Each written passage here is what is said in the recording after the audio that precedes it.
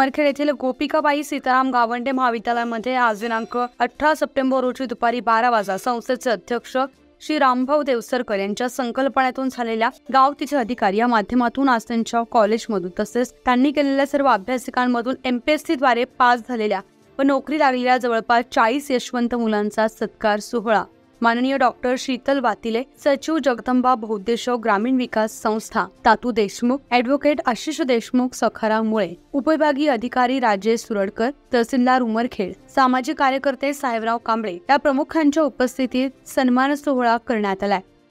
यामध्ये बरेच विद्यार्थी MPSC द्वारे पोलीस विभागात, काही गटविकास अधिकारी पदी तसेच वेगवेगळ्या पदावर नियुक्त झालेत। याचा अभिमान म्हणून त्या विद्यार्थ्यांचे आईवडील यांच्यासह विद्यार्थ्यांचा सन्मान करण्यात आला।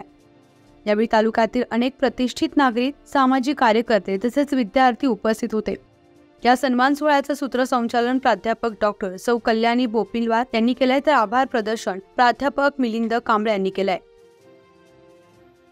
या समस्या जेव्हा आमच्या समोर आल्या तेव्हा आम्ही एक उपक्रम सुरू केला आणि असं ठरवलं की या तालुक्यातील प्रत्येक गावातून कमीत कमी एक तरी व्यक्ती अधिकारी झाला पाहिजे। एक छोटंसं स्वप्न आम्ही पाहिलं आणि आज त्याचं रूपांतर या स्वरूपामध्ये आहे की जी अभ्यासिका 3 वर्ष आधी सुरू केली होती।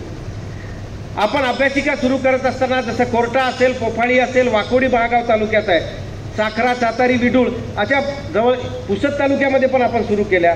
11 ठिकाणी अभ्यासिका सुरू केल्या। तातूजी आपली मागणी फक्त एकच राहते की त्या भागातील त्या गावातील लोकांनी जर आपल्याला एखादी खोली उपलब्ध करून दिली तर तिथं आपण पुस्तकं, लाईट, पंखे, टेबल, खुर्च्या, कपाट सहित सगळं देतो आणि त्याच्यापुढे तिथल्या विद्यार्थ्यांनी ते मेंटेन करायचं।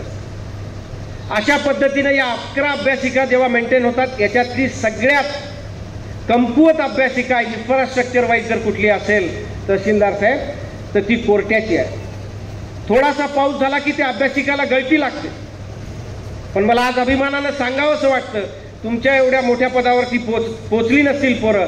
कोर्टा हे गाव ज्यांना माहीत नाही त्यांच्यासाठी सांगतो, 100% आदिवासी गाव आहे। आज 30 पोरं 2 वर्षामध्ये जर सरकारी नोकरीला, मग ते शिक्षक असतील, जिल्हा परिषदेचे आरोग्य सेवक असतील, कृषी अधिकारी असतील किंवा कुठल्याही विविध पदावर लागले असतील, या 30 पैकी 11 पोरं ही कोर्ट्याची आहेत आणि ही खरी अभिमानाची गोष्ट आपल्या सर्वांसाठी।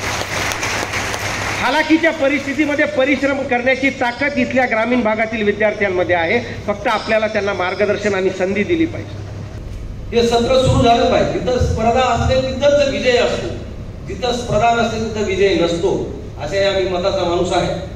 आपण एक रोपटं लावलं, बॉम्बे राहुलला गेलो, राहुलला योगायोगाने गेलो आणि लोकांनी सांगितलं साहेब इथे एक अभ्यासिका आहे, चला तर भेट द्या। तर भेट दिल्यानंतर सांगितलं की रामभाऊन आम्हाला पुस्तकं दिली, त्या पुस्तकाच्या माध्यमातून काही पोलीस कॉन्स्टेबल मुलं झाले, स्पर्धा परीक्षा झाले, त्या स्पर्धे परीक्षेमध्ये आम्ही उतरलोय साहेब, 7-8 मुलं आमच्या गावचे सिलेक्शन झालं।